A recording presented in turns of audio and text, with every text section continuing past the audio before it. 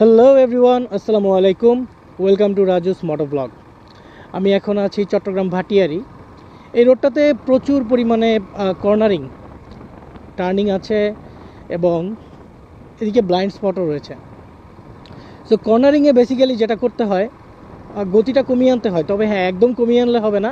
আপনার সামনে এবং পেছনের গাড়ির সঙ্গে সামঞ্জস্য রেখে ওদের গতির সাথে তাল মিলিয়ে আপনাকে যতটা সম্ভব গতিটা কমিয়ে আনতে হবে।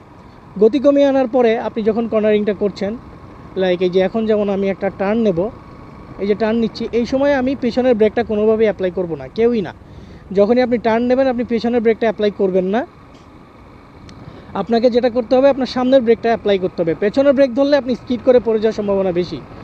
আর কর্নারিংটা করার সময় যখন আমি বাঁকটা নিচ্ছি তখন আমি সামনের ব্রেকটা 15 to 20% অ্যাপ্লাই করব গতিটা নিয়ন্ত্রণ রাখার জন্য। যখন আমার কর্নারিংটা শেষ হচ্ছে তখন আমি আস্তে করে থ্রোটলটা বাড়াতে থাকলে আমার বাইকটা লিন অবস্থা থেকে আবার সোজা হয়ে আসবে। ধন্যবাদ সবাইকে। হ্যালো এভরিওয়ান, আসসালামু আলাইকুম। Welcome to Raju's moto blog. আমি এখন আছি চট্টগ্রাম ভাটিয়ারি।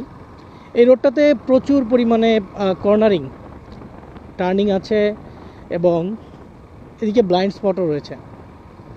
সো কর্নারিংয়ে বেসিক্যালি যেটা করতে হয়, গতিটা কমিয়ে আনতে হয়। তবে হ্যাঁ, একদম কমিয়ে আনলে হবে না। আপনার সামনে এবং পেছনের গাড়ির সঙ্গে সামঞ্জস্য রেখে ওদের গতির সাথে তাল মিলিয়ে আপনাকে যতটা সম্ভব গতিটা কমিয়ে আনতে হবে। গতি কমিয়ে আনার পরে আপনি যখন কর্নারিংটা করছেন, লাইক এই যে এখন যেমন আমি একটা টার্ন নেব, এই যে টার্ন নিচ্ছি, এই সময় আমি পেছনের ব্রেকটা কোনোভাবেই অ্যাপ্লাই করব না, কেউই না। যখনই আপনি টার্ন নেবেন আপনি পেছনের ব্রেকটা অ্যাপ্লাই করবেন না।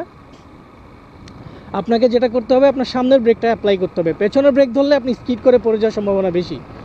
আর কর্নারিংটা করার সময় যখন আমি বাঁকটা নিচ্ছি তখন আমি সামনের ব্রেকটা 15 to 20% অ্যাপ্লাই করব গতিটা নিয়ন্ত্রণ রাখার জন্য। যখন আমার কর্নারিংটা শেষ হচ্ছে তখন আমি আস্তে করে থ্রোটলটা বাড়াতে থাকলে আমার বাইকটা লিন অবস্থা থেকে আবার সোজা হয়ে আসবে।